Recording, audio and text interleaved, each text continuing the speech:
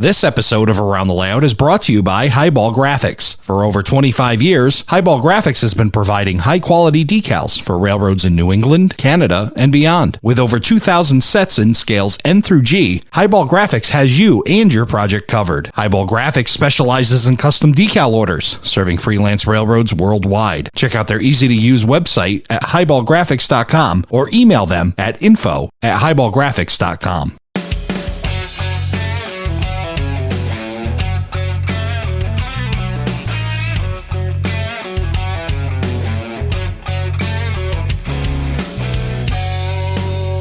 Hello, everybody, and welcome to Around the Layout, where model railroaders come to tell their story. My name is Ray Arnott, and so glad you could join us. On today's show, coming from the hills of Northeast Georgia, we're going to be talking to model railroader, author, and a great representative of our hobby, Tom Klimoski. Tom, welcome to the show. Hi, welcome. Thank you very much. I appreciate you having me on the show. Oh, great to have you. And you're a guy that's run in similar circles for some of the guests that have been on Around the Layout. And by the time that this airs, the episode with Don Iris will air. And we've talked to John Farrington, and you kind of run in that group for a little bit and been mentioned. And you've been to Don's layout, and we'll talk about that a bit later. But it's good to have you and connect. And boy, there's a lot to talk about because in pre-show research, I've checked out your website, and boy, oh boy, do I have a list. So we better get right into it and get to talking here. Sounds good. Looking forward to it. So let's talk about the beginning. A good place to start, as always. Where did you get started in the model railroad hobby? Well, like most people, it was with a Lionel train. My father at the time was working at an auto parts store, and they had a deal. If you sold so many spark plugs, you got a Lionel train set. Well, he was doing a really fantastic job of selling spark plugs. He got 2 Lionel train sets. Nice. Which went to me. And of course, when you have 2 trains and you hook them together and you make a really big loop, what do you do when you're 6 or 7 years old? You run them around in opposite directions and you have cornfield beats, which looking back was not the thing to do with Lionel trains, but it was a lot of fun. Sure. So the layout was on the floor, and that lasted for a while. And then I said, well, we got a couple of ping pong tables that we're not using. Let's set those up in my room. Okay, you can imagine a ping pong table in a 10 by 10 bedroom. Yeah, doesn't leave a whole lot of room for other stuff. That's going to be pretty dominant. Yeah, that's for sure. So the bed went kind of under the layout, and I built the Lionel train on the ping pong table, and that lasted for a while. And then my parents were very understanding of the model train hobby. As I got a little bit older, I had a paper route, and all my paper route money went to buying trains.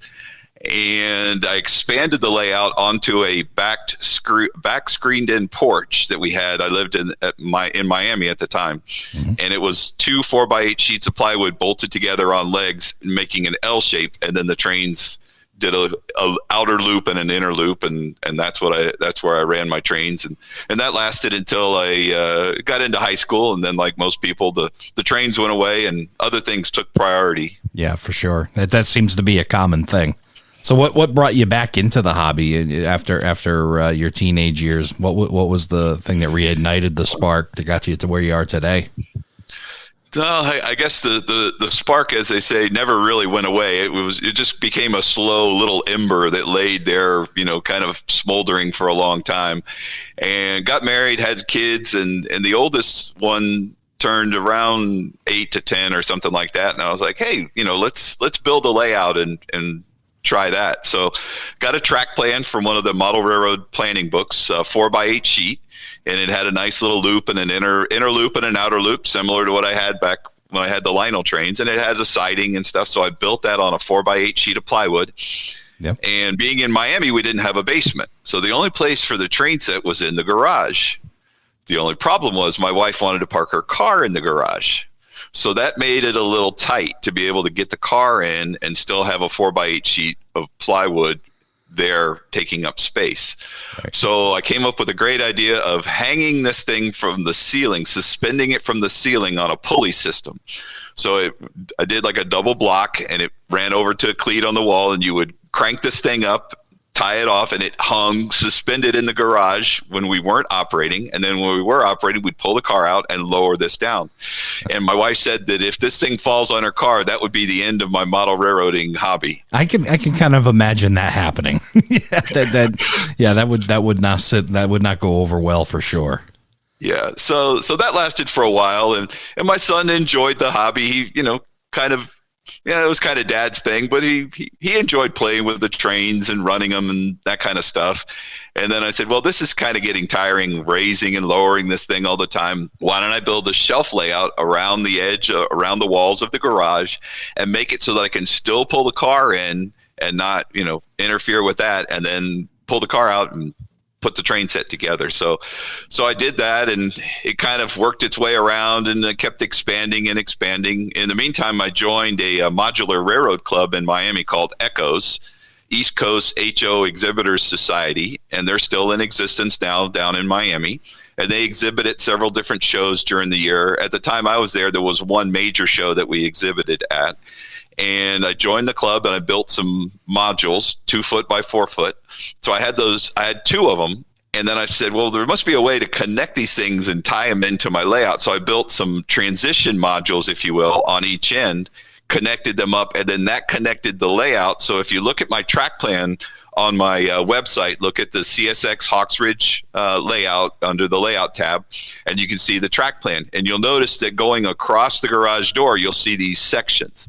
And there's another picture. It was done in a magazine. You can see where they stack up on the wall. So they would come down, stack up underneath the layout, and then I would assemble them. And it took some time to set up and everything, but you do what you got to do to have a model railroad layout. So that's what I did. And then I had another peninsula that I designed that hung on the wall in front of the car. The legs folded up. It kind of collapsed down and stuff. And the interesting thing was that layout appeared in a special issue of Model Railroader called More Layout and Less Space. It was curated by Andy Sporandio. And that's the first article that I ever wrote for Model Railroader, was in that special issue. That was kind of brought on by Lance Menheim. I became friends with Lance kind of during this time. He came down, saw the layout, and mentioned it to Andy Sporandio, and Andy says, yeah, write an article, we'll put it in. I'm like, who, what, an article? You want to see this layout in Model Railroader?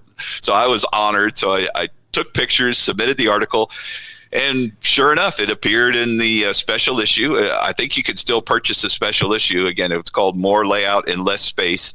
And my layout is featured as one of the layouts there in the magazine. I was shocked and honored, and I was like, wow, this is really cool to have something that I built be published. I mean, I was never figured that would have happened. Yeah, well, you hit on quite a few things that we're going to have to rewind and unpack here, because you hit on the first one. I want to ask you is you talked about this modular club that you joined. What got you towards that? What brought you into that modular club? Coming from, you're kind of on your own with your son a little bit, and now you've joined this club. What got you there? Well, my wife went to where they were exhibiting was a craft show, and my wife went to the craft show and saw the layout there, and she said, "Oh, you need to see this." I didn't know that they were going to be there or whatever. So of course, I didn't really care about the crafts and all the other stuff that was being exhibited. So I spent all my time there talking to the guys at the show, and they encouraged me to join. And I was like, yeah, sure. Sounded great. And, met some of the guys, and they seemed real nice. And I said, okay, sure. I'll join. And it started, building a module to become part of the club. And that's kind of where I got started. And it was a great experience.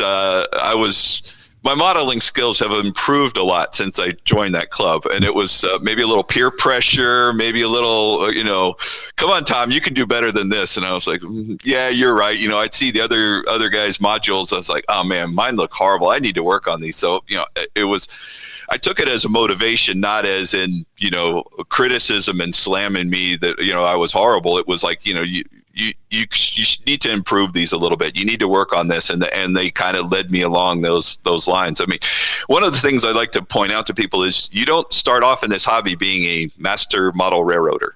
No. You got to start at the bottom. You got to start to learn your skills. You got to learn to put things together and not have glue blobs on the outside. And you got to, start off with the less expensive cars and learn how to upgrade them and, learn about all these different things. And you can't just pick it up overnight. It takes time to do that. Yeah, master model railroader is not on anybody's birth certificate for sure. It's something that's come along, right? Absolutely. So from a craft show comes this networking where you're in a modular club and you're starting to get this feedback and starting to meet other people and kind of build that network. And then you drop the name Lance Minheim. So we got to unpack that one as well. So how do you meet? Because we talk about guys. You're well known, and Lance is well known. And how does that connection come about? The strangest thing ever. I was searching the internet. This is way back in the infancy of the internet, and I was looking for pictures of a CSX locomotive, and I just Google searched or whatever, and a picture of Lance Minheim's CSX layout pops up.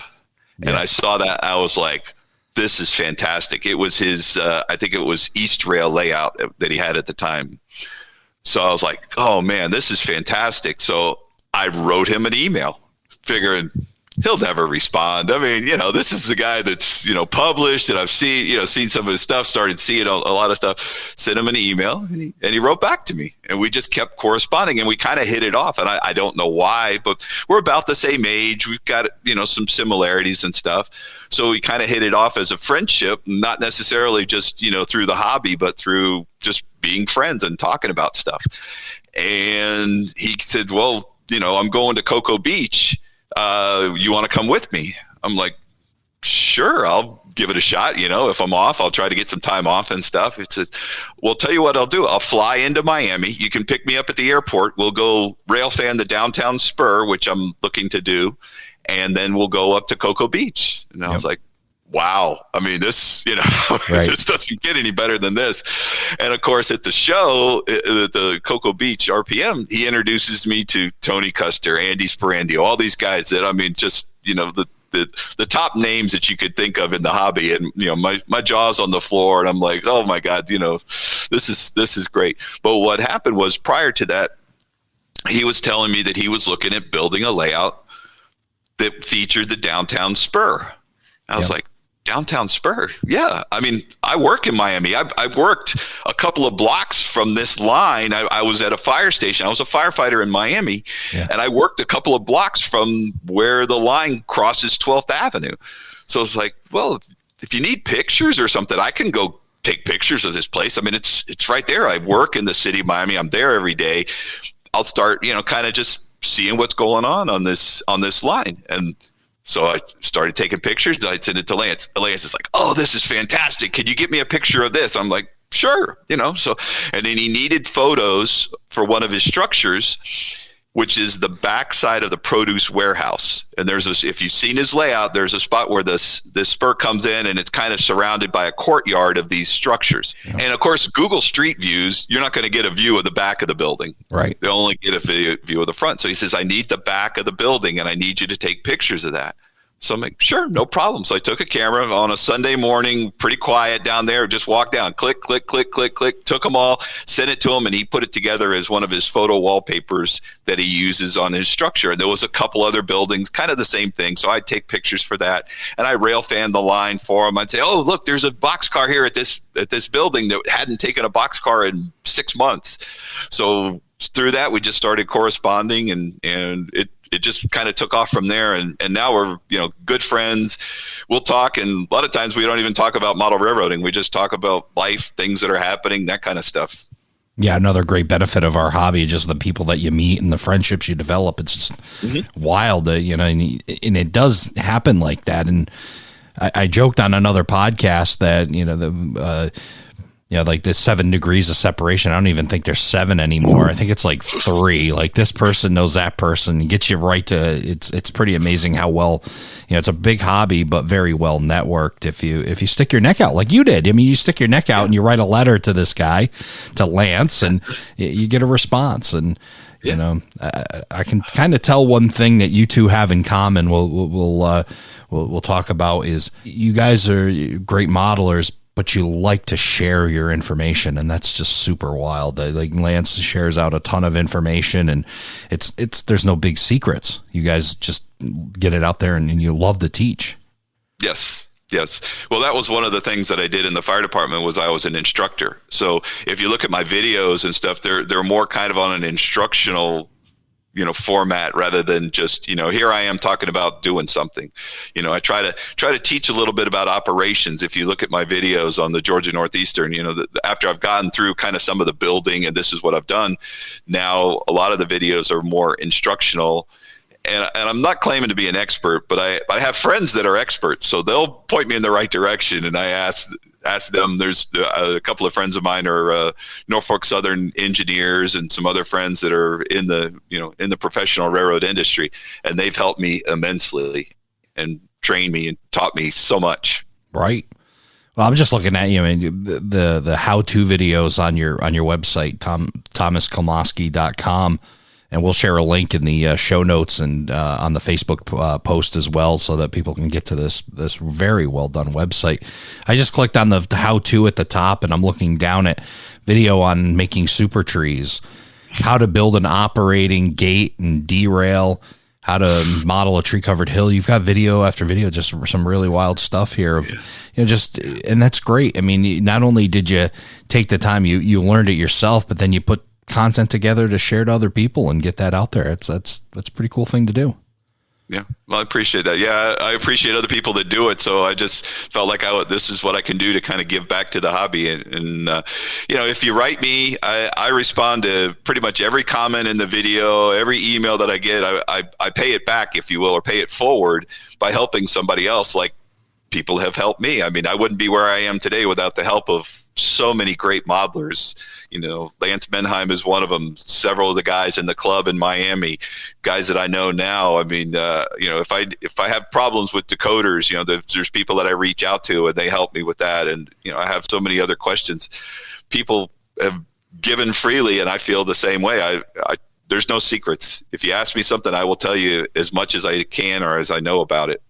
Yeah, that's fantastic. And, it goes, when you are willing to share out information, that's awesome. But what you've done here with the website is you just made it so much easier. Everything's like right here, and it's just a really great resource. So again, thomasklimosky.com, and check out, we're going to be talking about more stuff on this, but let's get back to the layouts. Cause before I interrupted you with that whole, rewind here, you were starting to talk about what was your first layout, and you kind of described that.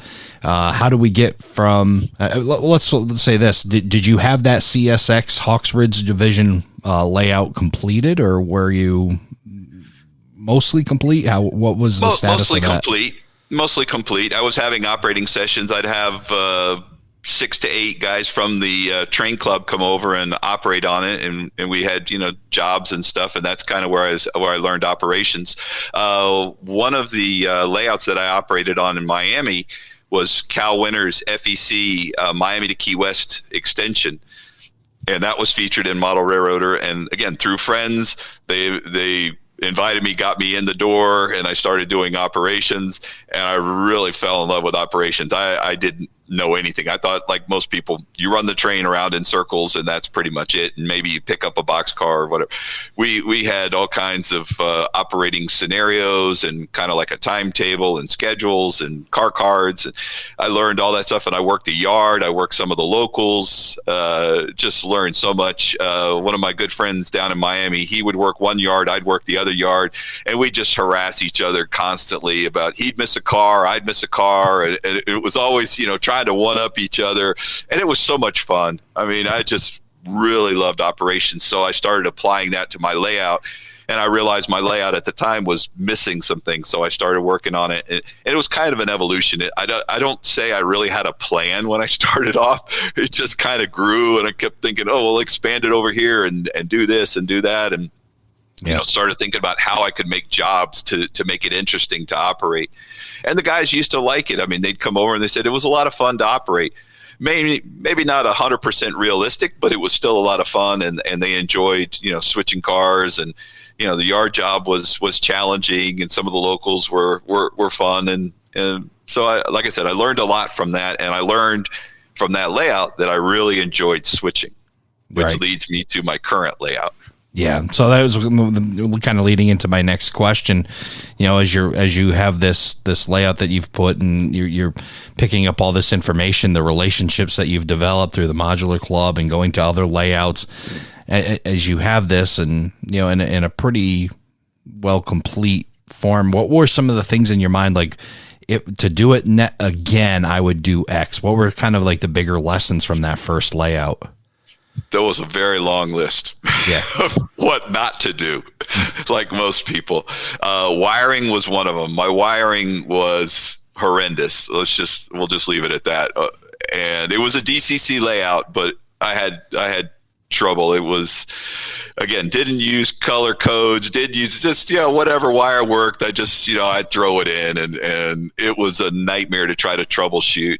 The radius curves, some of the tighter switches, I wanted to go with a little wider radius. The one thing that I learned is I wanted bulletproof track. I wanted no derailments. I wanted no problems with operating, no stutters, no stalls. That was at the top of my list when I went to build this next layout. I said, it frustrates me when things don't run well. And that comes from poor electrical, that comes from poor track work, poor design, which is part of it. Having a turnout right after a curve is not the best thing to do. You need to have a little bit of space in there.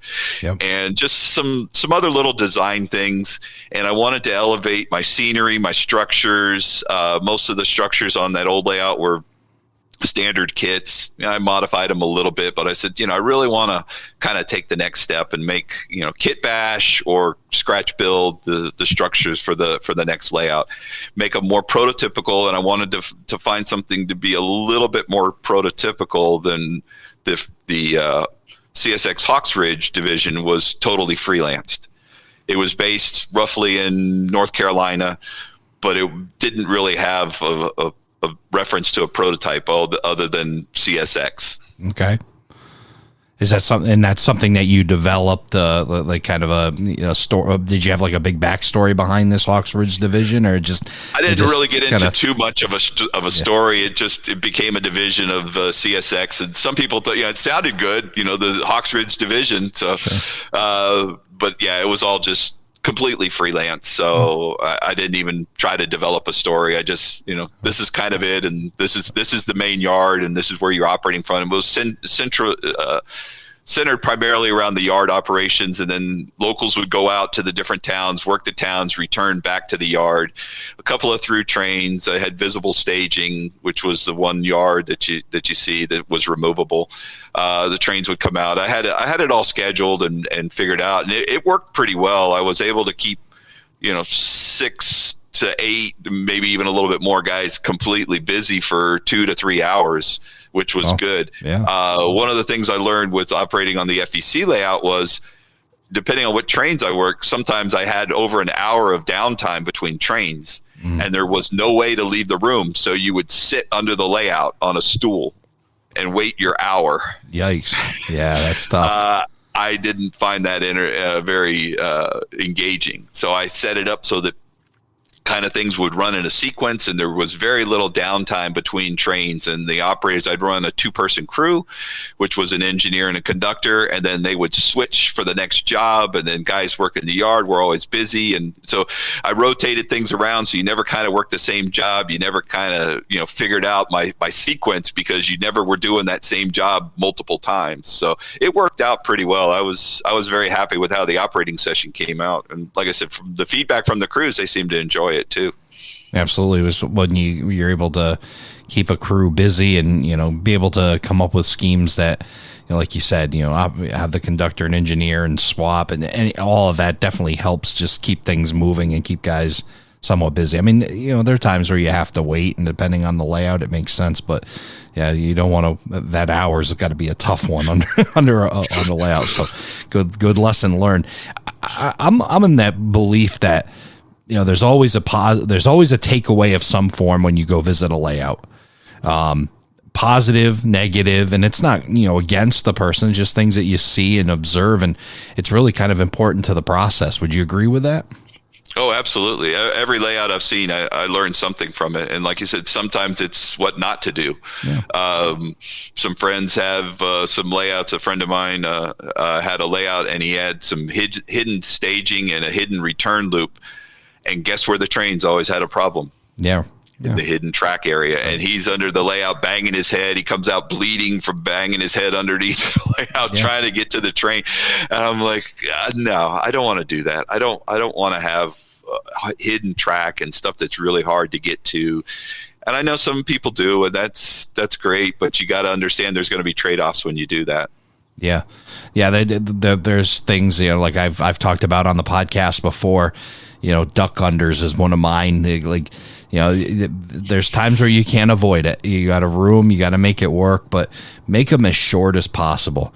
24 to 36 inches of duck walking is a lot for for people. Think about those things as you're developing your plan. And if you see those things, like I've seen it, it's like, try to shorten that up a little bit, or try to find another way to get people underneath, or maybe just, get some hinges and decide to make that a lift up or something. But definitely good things to take away when you go visit other layouts and see multiple ones, and take notes. Even if you go back out in the vehicle and scribbled notes down, definitely a lot of things to take away from other folks and networking and seeing all that kind of stuff too. So absolutely. So what was the demise, I guess, of the Hawks Ridge division? You mentioned in the beginning of when we were talking that you had moved. Talk about that, and then where it ended up. Well, basically, I retired from the fire department, and as soon as we retired, we wanted to move out of Miami and move up to the mountains of Northeast Georgia. We had been in Florida for a long time. I was actually born in Miami, so I had been there my whole life.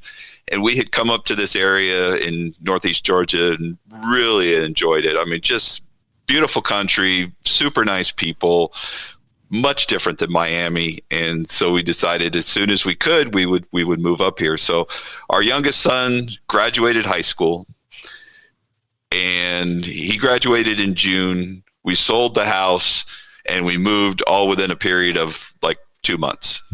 Wow. So it was quick. It was very quick. Good news is we sold our house. Bad news is we sold our house. We're homeless. Right. So we moved, packed everything up, and that was the end of the CSX Hawks Ridge. I realized I wasn't going to take anything with me other than the locomotives and rolling stock and the DCC system and some of the structures.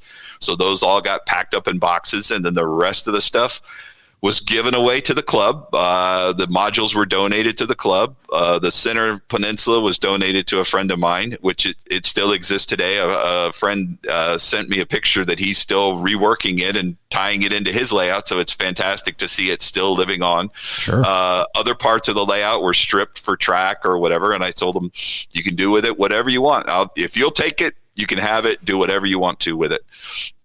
I didn't want to take any of the track. I didn't want to take any of the switches. It could have been. I could have tried to pry it up, but I was like, man, I'm going to start fresh. I'm going to start with a new clean palette, as they say, and go from there.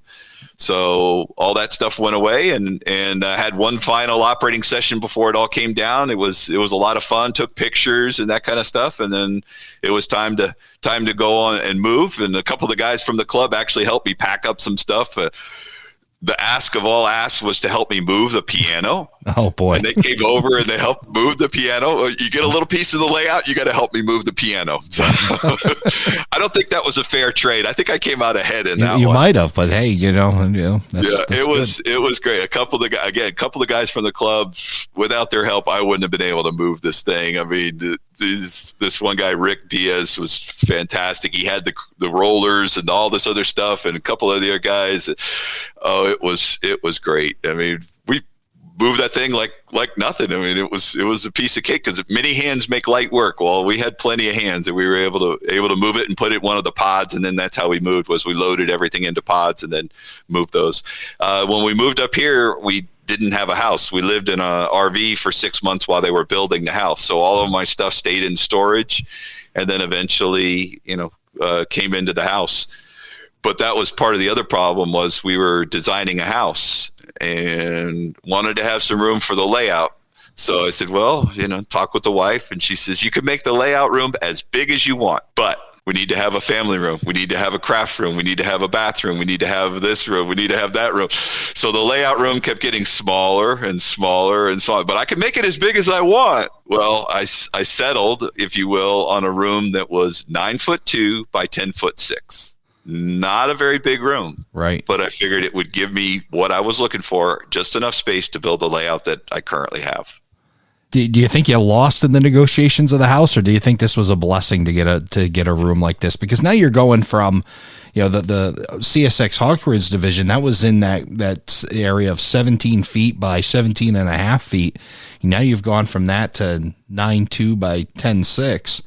You've reduced down. Do you think that was more of a blessing? Yeah, I think so. The wife has asked me a couple times, would you have wanted to make it bigger? Maybe a little bit, but not much. I'm happy with the way that it is. I'm happy with the layout. I think it came out the way that I envisioned it. The only thing that I would change, if I could, is I'd make the aisles maybe slightly wider. If I had a room that was a little bit wider, that 9'2" squeezes the aisles down a little bit. If the aisles could have been a little bit wider, I think that would have been helpful, but it's not uncomfortable. I figured a couple of things. I'm moving to the mountains of Northeast Georgia. How many operators am I going to be able to round up to operate this layout?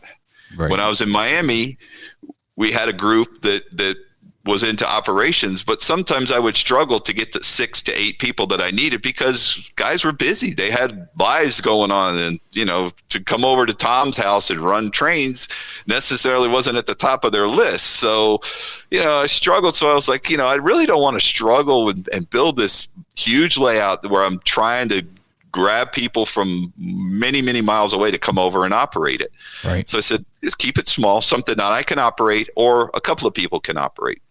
For sure. And again, focus more on switching, which is what I like. And so I said, this is probably going to be about right. Something that it's one of the guys walked in one time and said, this is an achievable layout. And that's not as a bad thing. That's a good thing, right? Because it's something that other people can see. Yeah, I could probably build this. You look at some of these layouts that are massive, and it's like, there's no way in the world that I could build that in my lifetime. I mean, there's hundreds of switches and rolling stock, and this, it's too big. It's too much. So that's kind of why it's the right size layout. Yeah. Yeah, and that'll lead us into you authored a book called Building the Right Size Layout. What led you to not only you're kind of resizing your own layout and trying to figure out what fits to you, but writing a book about it? What kind of sparked that off? Well, that's back to an interesting story. I had written some articles for Model Railroader. Again, I blame Lance Benheim for getting me started in this. He got the ball rolling, and I wrote an article, and he's like, "Well, that came out good. You should do another one." And I'm like, "Oh, I don't know. What should I write about?" Well, I wrote about using wild fiber grass to scenic your layout. So that was the next article that I wrote for Model Railroader. And I submitted it and going, well, maybe they'll take it, maybe they won't. Well, 6 months later, it was in the Model Railroader. I'm like, holy cow. I mean, this is really cool, right. And I made a couple of bucks off of it. I mean, I'm not doing it for the money, but it was nice to make a couple dollars, help me go buy a locomotive or something. So I was like, wow, this is pretty cool. So I started writing articles, and as I've started building my layout, I started writing articles. And I didn't mind the process. You pretty much have to be a one-person show in that you got to take the pictures, you got to write the article, you got to do all this stuff. They're not going to send a photographer in to take pictures. You have to do that. So you have to learn how to take good photos that they'll use that are magazine-worthy, if you will. Right. You have to have a layout that looks magazine-worthy. You have to, you're putting your work out there, so it's going to be criticized, and I understand that. So I started writing articles. And then I got an email from Eric White at Model Railroader, said, we're looking for new authors to do books. Would you be interested? Wow. And I was like, oh, okay, well, I had kind of thought about it, and I said, well, maybe one day I'll write a book or something like that. And the reason behind that was through my website and through my videos and stuff, people would contact me and they'd say, Tom, how did you do this? How did you do that? I said, it needs to be written down somewhere in a book where somebody can see and read what I've done. Right. So that's kind of what led to the book is, writing stuff down of what I've learned, what I like about operations, about design, about all those different things. And that's kind of where the book. So I asked Eric, I said, what do you want me to write about? And they said, whatever you want, just write up a proposal, send it to us and we'll review it. So I came up with a draft and submitted it and didn't hear anything for a while. So I was like, well, I guess, they found somebody else or whatever. So a little while later, after I'd kind of forgotten about it, I get an email back. We've accepted your proposal. Congratulations. We're going to go ahead with your book project. I was like, fantastic. Yeah. Uh-oh. I got to write a book. Yeah, now you're in it. Yeah, you've jumped right in. Yeah. Oh no! What am I going to do? Yeah. I guess I got to write a book. You're they in the term they call committed to flight. You're ready. Yep. Yes. So I had taken that leap off the end of the pier, and it was fly or crash. Yep. So I started flapping my wings as hard as I could, and got together with Tony Custer. Yep. At Cocoa Beach, and I said, could you help me? And he's like, absolutely. Here's the formatting. Here's what I use. Bang, bang, bang. He gives me everything that I need. You need any help, let me know. And, so I was like, oh, okay, great. So then I start writing, and then turns out Lance is also writing a book at the same time for Kalmbach. We hadn't really talked. And then so somehow it came up, and he's like, are you writing a book? I said, no. Are you writing a book? He's like, yeah. I said, yeah. And he's like, oh, well, when is yours due? And I said, and when is yours due? Oh, well, I've got so much time. I'm like, uh-oh, I better get going. I'm way behind. So I started furiously writing, and I wrote for like 6 to 8 hours a day, 6-7 days a week. I mean, I just started cranking this thing out, and I needed pictures, so it's like, where am I going to get pictures? I mean, there's only so much that I can take on my layout. There's a lot of things that I need to get photos of other places, other people's layouts. So I reached out to all my friends, and they bent over backwards to send me photos, to give me the information, to provide everything that I needed. And without the help of all the guys that are listed in the front of the book wouldn't have been possible. I mean, I couldn't have done it without them. You'll see a lot of great names in there, fantastic friends and excellent modelers. So I got their help, and I started putting everything together, and I had to write captions, and and then Kalmbach said, well, can you turn it in a little bit early? I'm like, oh no. So I'm trying to hurry and try to get it, all put together. And, photos were a nightmare of trying to get the right photos for what I wanted to do. And then I had to write captions for them, and it was a lot of work. I mean, they said, well, it's like writing an article. You just got to put several of them together. No, it's not like writing an article. It's a lot more work. Sounded like a full-time job. That's what it sounded like. It was a full-time job. And I got the ultimate respect for these guys like Tony Custer and Jeff Wilson and all these other guys that write books and stuff. I realize now how much work it is. I really appreciate what they do and what they've done in the past. And now, my eyes are really open with putting this thing together. I mean, I spent a lot of time in this book, and hopefully the people out there enjoy it. I've gotten mostly good comments on it, and it's not a one size fits all. I try to cover a lot of different topics in the book and kind of walk you through the process of building, designing, operating, and all the other things that go along with having a model railroad. Kind of start to finish. It doesn't cover everything in complete 100% depth, but at least it gets you pointed in the right direction so you can kind of start making your own decisions as to what you want and what's the right layout for you. Yeah. And what's right for me is not necessarily right for you. I mean, Ray, you have a certain things that you want to have on your layout. I have certain things I want, and other people do too. The problem is sometimes guys build the wrong layout, and they realize it after they've already started.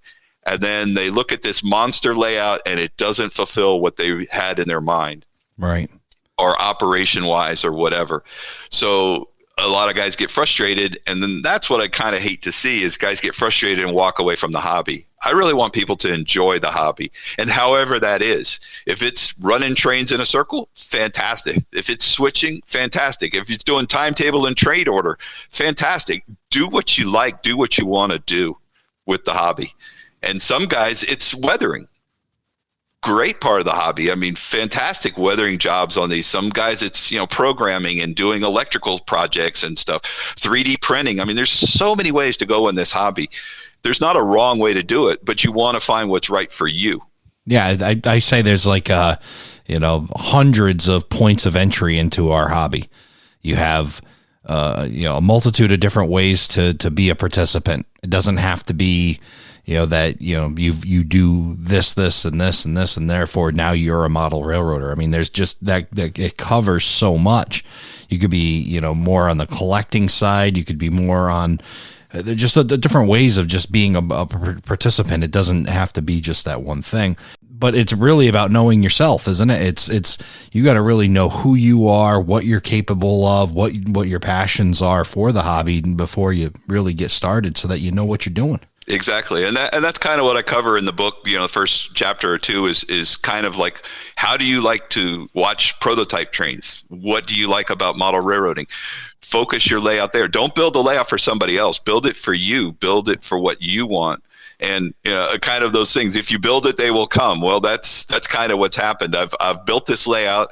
I've put it out there, and I've had guys contact me from Germany. Yeah. Came over to the United States and said, can we come over and see and operate your layout? And I said, well, do you speak English? Because I don't speak German. They said, yes, we speak English, mostly, somewhat. We can make it work. Enough. So, yeah. And they came over. There was four gentlemen, and 2 of them spoke English and 2 of them didn't. But we spoke the universal language of model railroading. Right. And we had a fantastic time. My wife made dinner, and it was great. And we talked, and again, like you said, that 7 degrees became 2 or 3 degrees because we realized that we had things in common. Even though they were in Germany, there was links to connect us through family and through this and through that. It was like, my wife's father and the connections. And it was just amazing. We had a fantastic time. And I enjoy having people over and operating on the layout. I've met so many great people just through my layout that have come over and operated. And again, that's kind of like you said, that's one of the best parts of the hobby for me is meeting all these people and connecting through model railroading.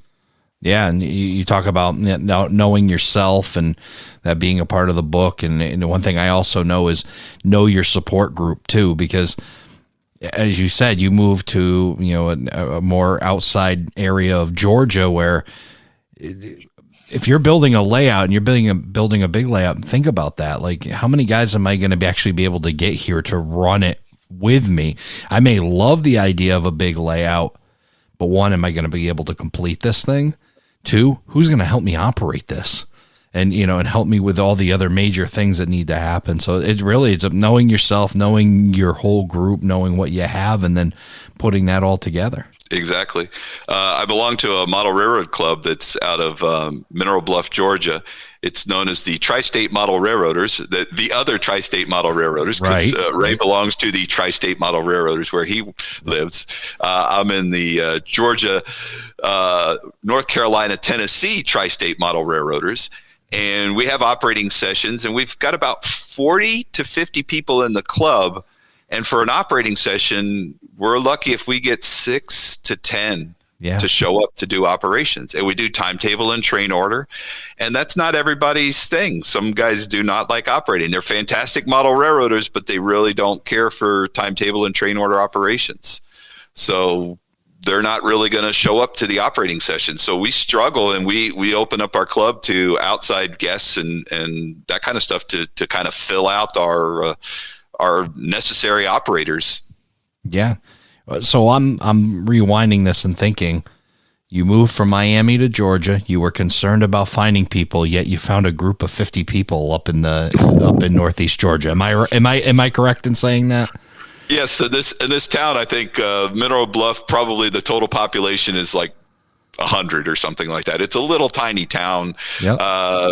One blinking stoplight kind of thing. I mean, it's Yeah, it's amazing that these people come from all over. They just kind of come out of the woodwork, as they say. Yeah. And that was the other thing that I did when I moved up here, and we'll talk about this a little bit more, was while they were building the house or that kind of stuff, we had come up years ago and we rode the Blue Ridge Scenic Railway, which is out of Blue Ridge, Georgia. And it was a beautiful trip, and at the time there was all volunteer car hosts and conductors and everything. The only one that was paid was the engineer, which came from the Georgia Northeastern. The Blue Ridge is a subsidiary of the Georgia Northeastern, owned by the same family at the time. And they had mentioned that if you're interested, you want to volunteer, let us know. And I was like, oh, great, I'll keep that in mind.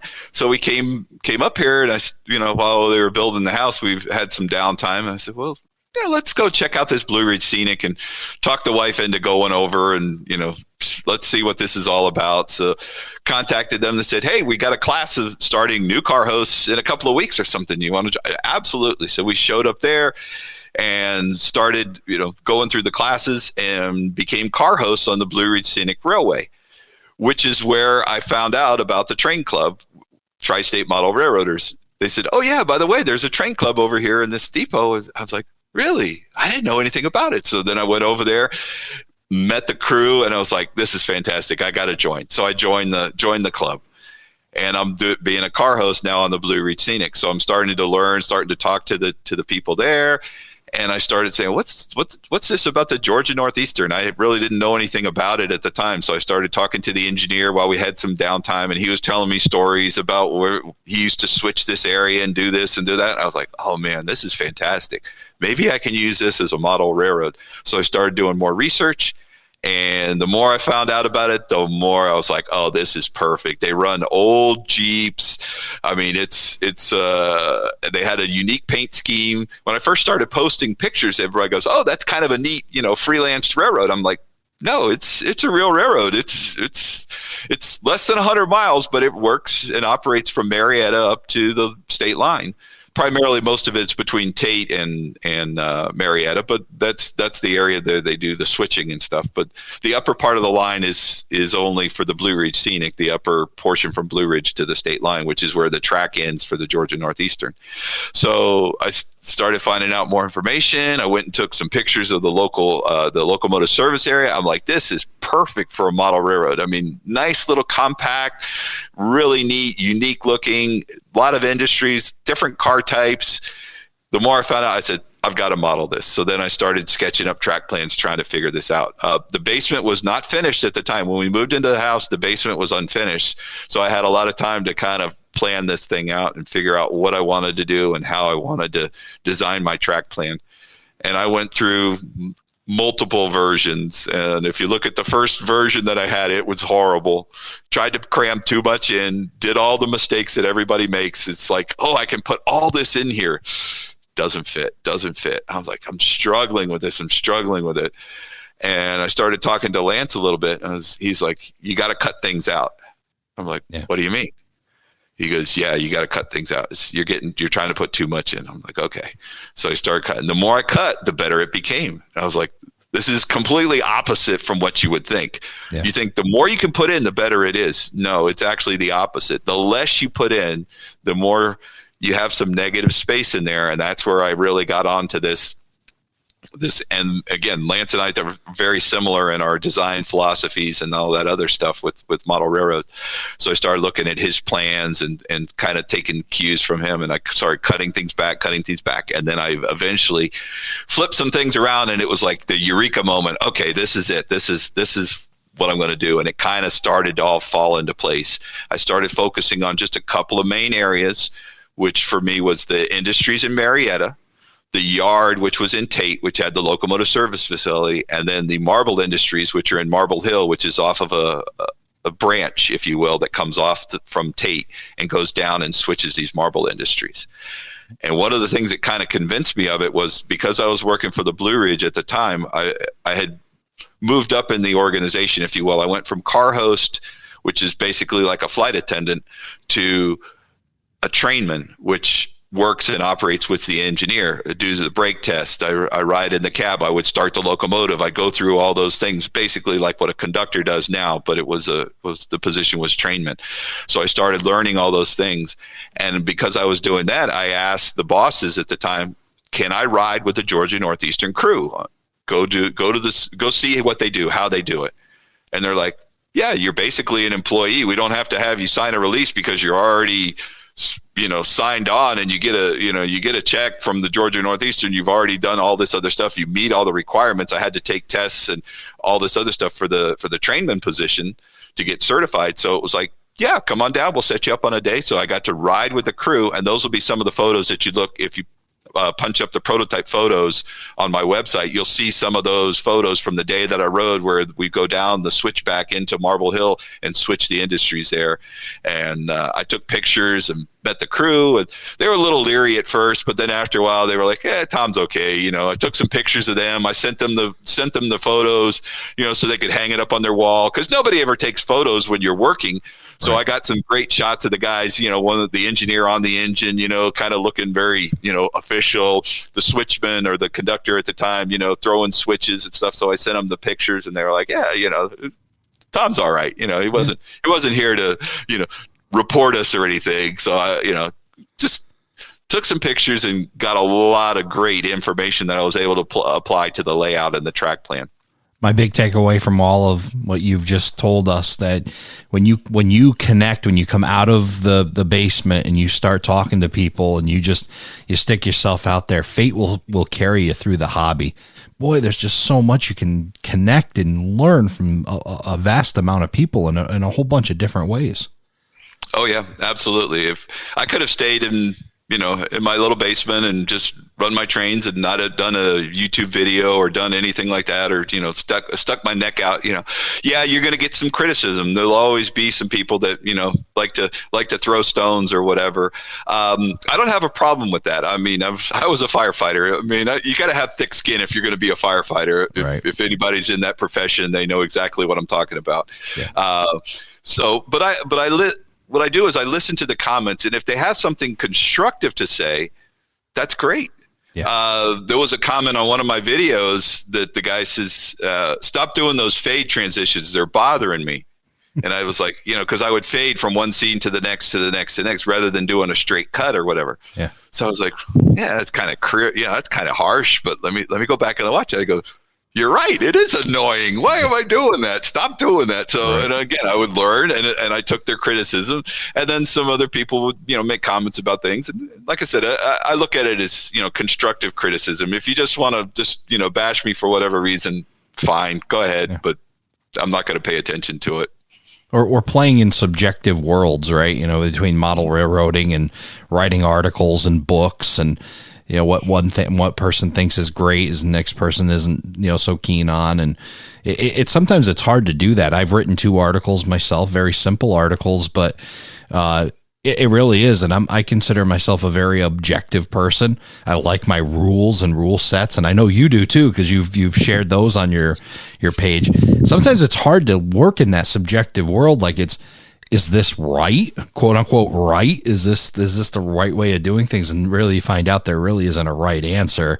There's a good answer, but it's hard to be that and put something out that you've created out for judgment like that. It is, with the videos, it started off, a lot of this stuff kind of ties back to my children, if you will. We have 3 kids. The oldest one is into computers and website design. So guess who designed my website? Yeah. And my oldest son. He came up here one time and we started, I said, Dad, can you help me design a website? He's like, oh yeah, great. Okay. And all of a sudden, boom, it's done. And I'm like, this looks fantastic. Can you change this? Oh yeah, sure. And it's done. I was like, great. And then my youngest son is into videos. So that's where the videos started. The couple of the videos that are still out there on YouTube of my old layout, my youngest son filmed them, edited them, did all that other stuff. The videos that you see of my layout, I did, which you can kind of see how they've matured through time. I hope they've gotten better. I try to get better with each one, but it's still room for improvement. And And then my daughter also is in the art field, so she helped me with doing some backdrops and some other things, and did some photo editing for me and that kind of stuff. So each of the children has tried to repay me, but they still are in debt for all their schooling and food and all the other stuff that we had to provide over the years. So it's a very expensive layout if I figure out what the kids have contributed to it. Yeah, for sure. But yeah, just know that you'll probably never get paid fully back for it. But I'll tell you, Ryan, it was Ryan, your son, right? Because I see website designed by Ryan K down here. This is perfect. If anybody, in the marketing idea of how to do a website, and if you're doing it for your own layout or whatnot, or right at the top, there's a call to action about ordering your book, and then the menu's right at the top. There's no guessing around. It's really well done. So excellent job at designing this website that's got a plethora of information in it. Yeah. Let's before we go, my executive producer Paul Kassar pointed out to me about your operating rules and how you came about that, but then you've also you've shared it in a format where somebody could take this and basically make it their own. Mm-hmm. Exactly. I put it so that they could download it, and again, I don't have any rights to it. If you want to use it, great. If you don't want to, that's fine. You can copy it, change it, fix it, do whatever you want. Use it as a template for yours. And several guys have done that, and that's great. Again, part of the sharing. I've done some of the work. Other people, several great stories with this. The funny part was that our son came up here, and he was struggling with some things going on in his life and stuff, and that's why we started doing the website. So he helped me do the website, and he goes back home, and basically a couple weeks later he sends me an email, says, can you check out my resume? I'm like, why? What are you doing? Where are you applying? He goes, I'm applying at Wix, which is the format that he used to design my website. Awesome. So I'm like, great. Okay. So it was complete career change for him. So I helped him with his resume. He goes through the interview process, goes to the next step. He finally gets to like the final interview with the big boss and all this other stuff. And they say, well, let's see some of your work. And he shows the website, and he says, well, if I could teach my dad how to do this, I could teach anybody, because my dad is not teachable. So he got the job. There you go. Awesome. He's been working for them for a while, and now things have come up, and he's moving up in the world. And it was a great stepping stone. And again, if you're looking for a platform to design a website, I highly recommend it. I'm not getting paid to say that. It is a good site, but so that was kind of one of the neat things that came from this is designing the website and putting stuff out there for people to use. And again, it just was one of those things that was like, it needs to be put together somewhere so that people stop sending me emails and I have to respond to each one. It's like, put it all together in one spot, kind of like with the book, so that you can access it and share with other people. Right. And I see you got a blog here. You've talked about the book and everything else. When you were a career firefighter in Miami, did you ever think there was an author inside you? Not really, but I ended up doing some writing as part of my job. I had to write a manual on like how to operate the fire trucks and stuff. I was in the training division, so I had to rewrite the manual. And I spent a lot of time doing that. And then some of the other positions that I had, I did some writing and had to write memos and that kind of stuff. Never thought that I'd write articles that would be published. I mean, just my English teacher would be shocked. I mean, back when I was in high school, I'd turn in papers and they'd come back with more red ink on them than I had blue ink on there.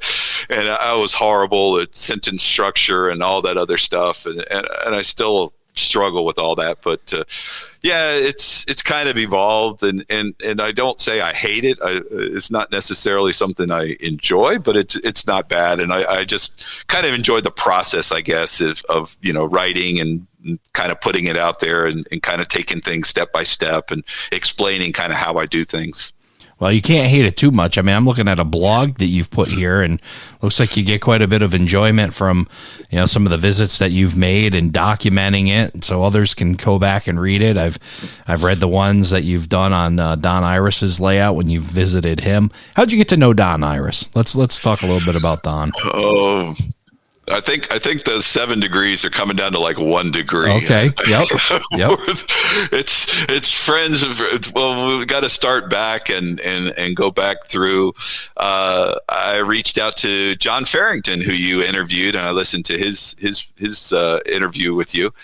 And again, kind of reached out, saw his videos, thought he was doing some great work. I reached out to him, started contacting, talking back and forth and stuff. And went down, visited with him, operated on his old layout.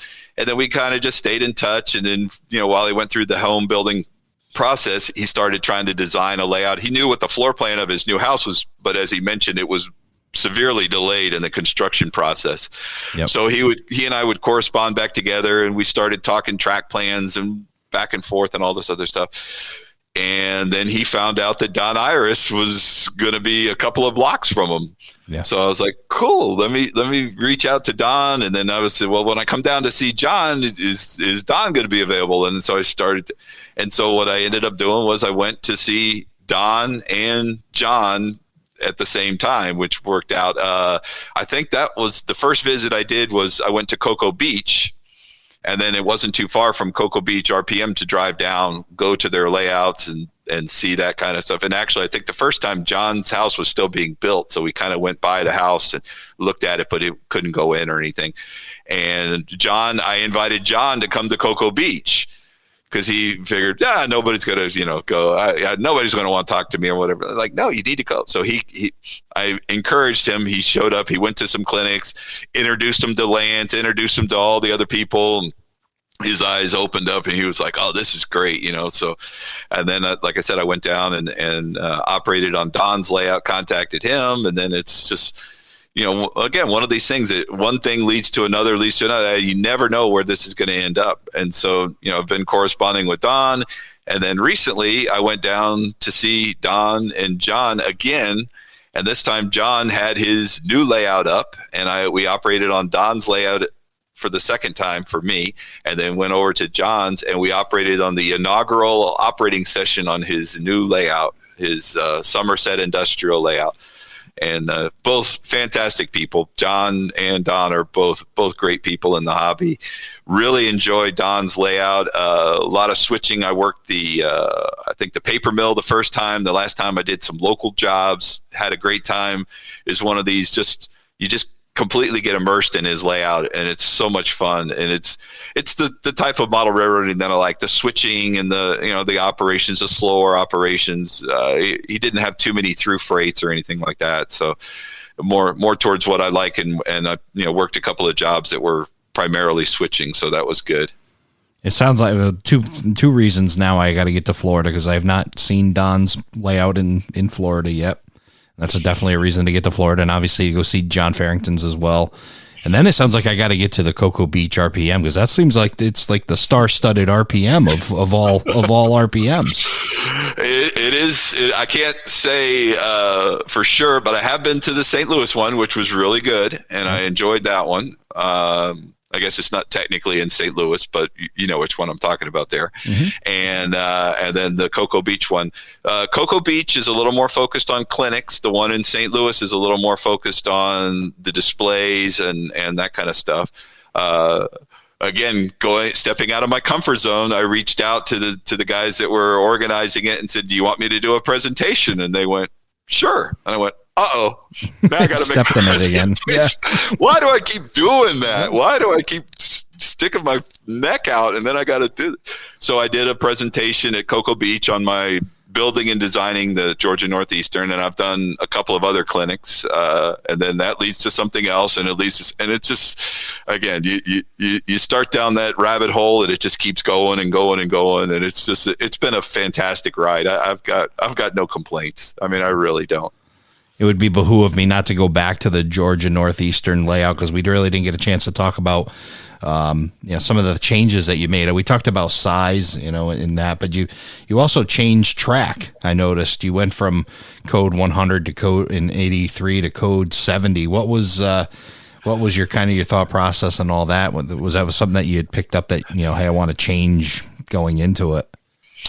Yes. Well, talking to, we'll say, the premier model railroaders, they had used microengineering track, which in the past I had not. And it was kind of the go-to track for most realistic looking and that kind of stuff. So I said, okay, I'm going to go with microengineering. I like the little spring switch part of it, the little V spring that's in there that switches the points and holds them so you don't have to have switch stands. I like the action of the caboose ground throws, but they look horrible in pictures because they're way out of scale. So I said, if I can just get away with doing the little finger flick, I don't have turnout operating, tortoises or controls, blue point controls or anything like that. I just enjoy doing the manual switching. So that's why I chose the microengineering. I went to code 70 to represent the lighter rail that you see on the Georgia Northeastern, because it's a slow speed branch line. It's a short line. Maximum speed on the Georgia Northeastern is 15 miles an hour. Yep. So that's what it is on my layout. You're not going to go faster than 15 miles an hour, which kind of leads to another part, which is the proto throttle and realistic operations and flattened speed curves. And I mean, we could go on for hours and hours and hours, but basically I'm operating very slowly. You're not going to run this locomotive at max speed because you can crank it all the way up to notch 8 and you're going to get 12 miles an hour. So, if you go any faster than that, you're going to be off the end of the layout and into staging. So we don't want to do that too fast. We want to operate slowly and realistically. And that leads to Scott Thornton and the proto throttle and some other friends. And again, back to the whole thing of, getting connected by meeting someone who turns you to somebody else, who reaches out to somebody else. I highly encourage people just to reach out a little bit. I mean, you'll be amazed where it ends up. Absolutely. And we're going to leave on that point because we got so much that we could cover with you and whatnot. We'll definitely have you back on, and we'll continue because you've got a lot of stories to tell us about about not only that, but your adventures and obviously the network that you've built and the friendships that you're building in the hobby. I'll leave by asking you what's next for your Georgia Northeastern Railroad. What's your next big project on it? Well, primarily it's weathering my fleet. Because I was building the layout and doing a bunch of other stuff, a lot of times I would just take cars out of the box and set them on the layout. I know that's not looked highly upon by several people, but I wanted to operate, so I would put the cars on the layout. So I've got a lot of weathering to do. I've got some more detailing I want to do. I want to go back and do a little bit more ground cover and highly detailing the layout and just, doing a second pass, if you will. I recently added lighting to my structures. That was the last big project. If you look at my last video that I did, you'll see there's night operations, and you can kind of get a clue as to what I was up to. That took quite a while to go back and add interior and exterior lighting to the structures and some street lights and all that other stuff. And there's some animation that goes with that. There's some more animation. Iowa Scale coming out with some neat products, so I'm probably going to install those.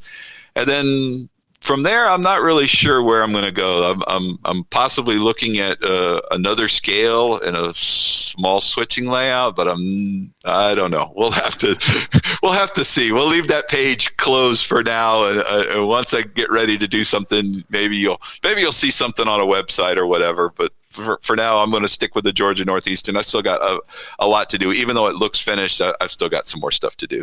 So just imagine, if you're listening to this, a black screen that goes ... to be continued. And that's where we will have Thomas back on the podcast and learn all of what he's got planned next.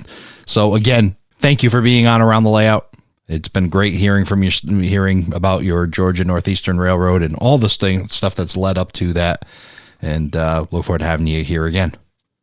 Thank you very much. I really appreciate it, and I'm honored that I'm on your show. And one more thing, I'd like to just thank everybody that's purchased my book. I mean, I'm honored that you would spend your hard-earned money to purchase something that I wrote. And again, keep tuning into my website and YouTube channel for videos. I don't put out a whole lot. I try to post on my blog once a month, but I'm hoping that the quality makes up for the lack of frequency. How's that? That's great. It's as long as you're producing, and the amount of quantity that you got on there is just already fascinating. It's great to get more from you. Great. Well, thank you again, Ray. I appreciate being on your show. Thank you for joining us for this episode of Around the Layout. You'll find more about today's show on our Facebook page, facebook.com/Around the Layout. Learn more about the show and check out past and future episodes on our website, aroundthelayout.com. And send us your feedback. We'd love to hear from you. Aroundthelayout@gmail.com. Thanks again for hanging out with us around the layout.